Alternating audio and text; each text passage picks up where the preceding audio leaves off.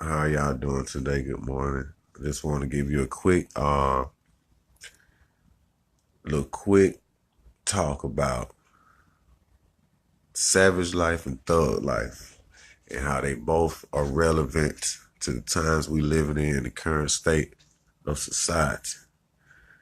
I'm sure you've been aware if you've been on Earth for any amount of time of the mechanized destruction of black youth, especially when you're dealing with the male, as he the one who carried the seed. Now, even though women can produce children, they cannot impregnate themselves. So without a seed, a garden is bare. So the first rule of destruction is to destroy those who are providing the seeds that will continue for the species. So if you lock up all the men, you kill all the men, you gay up all the men and make them gay, make them ADHD and put them on all these medicines and shit when they little boys. What up, bro? Then you end up with a situation where the population is being destroyed from the beginning. So by destroying the seed production, we automatically destroy the crop.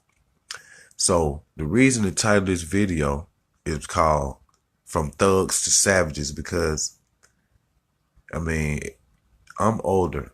So in the 90s, when I was making babies, a lot of the grown folks today, the 20-year-olds, they was being made. So they 90s babies. But at that time, you might be too young to remember because you was born then that thug life was the thing, you know. And you heard of Bone Thugs, but they didn't start it. They was just thugs. And even Tupac, who was the founder of thug life culture in America, as far as amongst the black youth, because you can go all the way back to the Al Capone days. They was thugs back then, but thug life in a cool sense. Like, thug life, nigga, throw it up. I'm living that thug life. Yeah, that type of thug life. Okay. So Tupac, he was the poster boy for that. And I'm not here to disrespect a dead man's name, but I'm just saying that thug life was a culture and a way of life embraced by the youth of that time. But at the same time, if you go back before that, they had savage life. But not the savage life y'all living now. I'm talking about when the first colonial settlers, white folks, came over to America, when they couldn't steal the land from the Native Americans, people look like me, copper colored people, not people who look like they got a black mom and a white dad. No, real Indians. Okay. When they discovered they couldn't steal the land that we standing on today,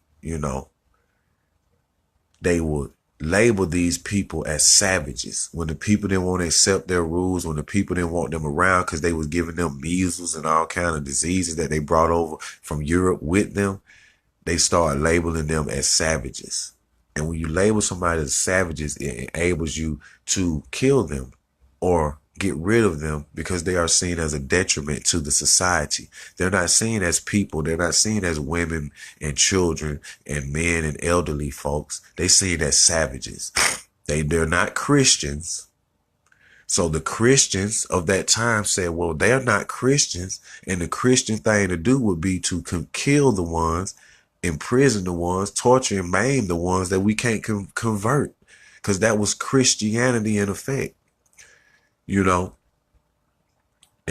for all you church people, I don't care how you take anything. I'm dealing with facts, not feelings. So if your feelings get hurt, well, that's just a fact of life. So take it how you want to take it. For the church people that may get offended because their Christian culture was the ones that maimed, raped, killed, and savaged the land. They were the true savages, but they labeled the Indians as savages because they didn't want them on what they considered to be their land, since they had came and occupied the water and the trees and the bushes. They said it was theirs. I don't know how it became theirs. This is my lighter.